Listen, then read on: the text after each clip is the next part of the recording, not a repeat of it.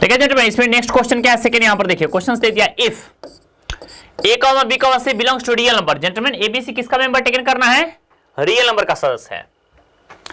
ए square plus b square plus c square का value बोला है a b plus b c plus c है।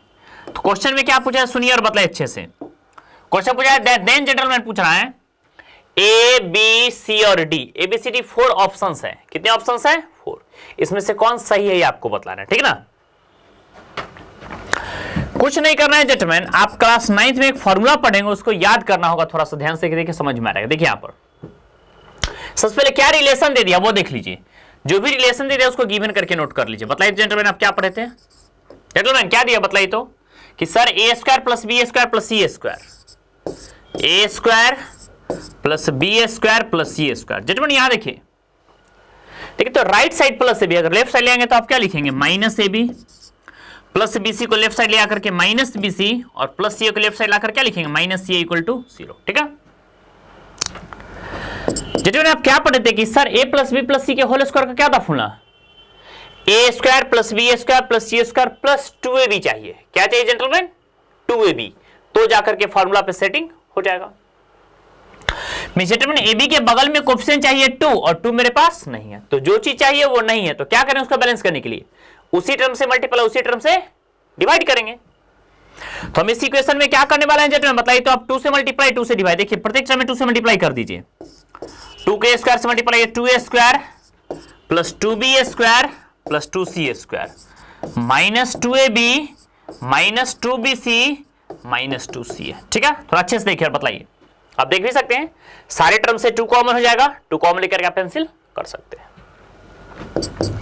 अब क्या आएगा जेंटलमैन बताइए तो, 2a स्क्वायर को क्या बोलेंगे बताइए तो, 2a स्क्वायर का बोल सकते हैं कि sir a square plus a square, b square को क्या बोलेंगे gentleman, b square plus b square, और c स्क्वायर को क्या बोलेंगे, c square plus c square. ठीक है, नेक्स्ट टर्म क्या प्रेजेंट जेंटलमैन बताइए तो, sir minus 2ab minus 2bc और माइनस 2c इक्वल टू 0।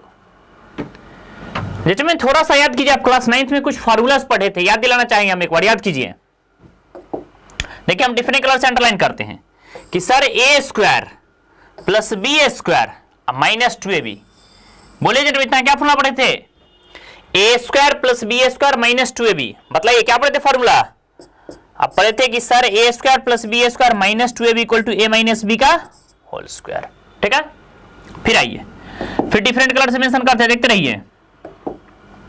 फिर से क्या बोलेंगे कि सर ए स्क्वायर और फिर देखिए जेंटलमैन सी स्क्वायर और माइनस 2ac। जेंटलमैन ए स्क्वायर सी स्क्वायर माइनस 2ac, तब फिर क्या बोलेंगे कि सर यहां पे भी सिमिलरली हो जाएगा a माइनस सी का होल स्क्वायर।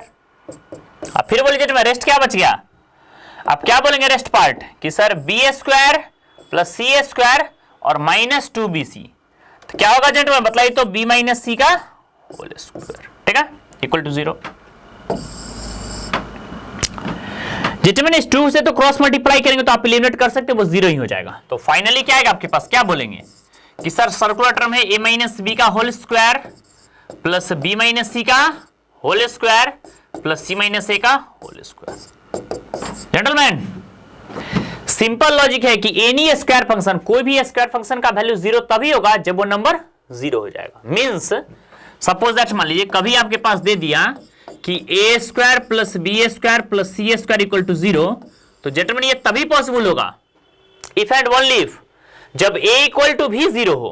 क्यों, क्योंकि 0 का स्क्वायर 0, b इक्वल टू भी 0 हो, 0 का स्क्वायर 0 और c इक्वल टू भी 0 हो, 0 का स्क्वायर 0, फिर तभी पॉसिबल होगा।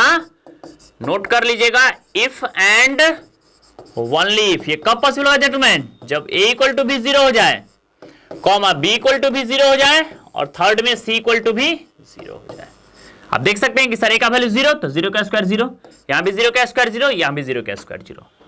तो जेंटलमैन 0 इक्वल टू 0 तभी होगा जब a इक्वल टू भी 0 हो, b इक्वल टू भी 0 और c इक्वल टू भी 0। ठीक ना, तो अच्छे से कॉन्सेप्ट समझ करके बतलाएंगे। आइए अब क्या बोलेंगे बताइए जेंटलमैन, आप क्या बोलेंगे यहां पर कि sir if and only if, ये कब पॉसिबल होगा gentleman, if and only if, ये तभी होगा पॉसिबल जेंटलमैन फर्स्ट को भी इक्वल टू 0 करेंगे कि सर a माइनस बी का होल स्क्वायर इक्वल टू 0, तो उस तरफ आएंगे तो क्या लिखेंगे gentleman a equal to b। Zero का रूट जीरो ही होगा, माइनस बी को राइट से लेकर प्लस बी। सिमिलरली क्या है gentleman, a equal to b के बाद सिमिलरली आप क्या बोलेंगे sir, b equal to c, और फिर से क्या बोलेंगे, सी इक्वल टू ए। अब देख तो लीजिए जेंटलमैन कौन सा ऑप्शन है कि sir a equal to b equal to c, means तीनों नंबर इक्वल है।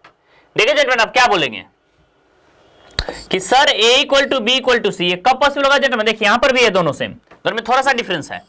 यहां भी ए बी सी इक्वल बोला है और बोला है जीरो के इक्वल होना चाहिए, जबकि ऐसा कोई कंडीशन नहीं है, बोला है कि जीरो के इक्वल नहीं भी होगा और कोई नंबर सेम सेम हो जाए, जैसे फर्स्ट भी 2 हो जाए, सेकंड भी 2 हो जाए, थर्ड भी 2 हो जाए, तो भी LHS equal to RHS exist कर जाएगा, ठीक है ना। तो जीरो होना ऐसा कोई नेसेसरी कंडीशंस नहीं है।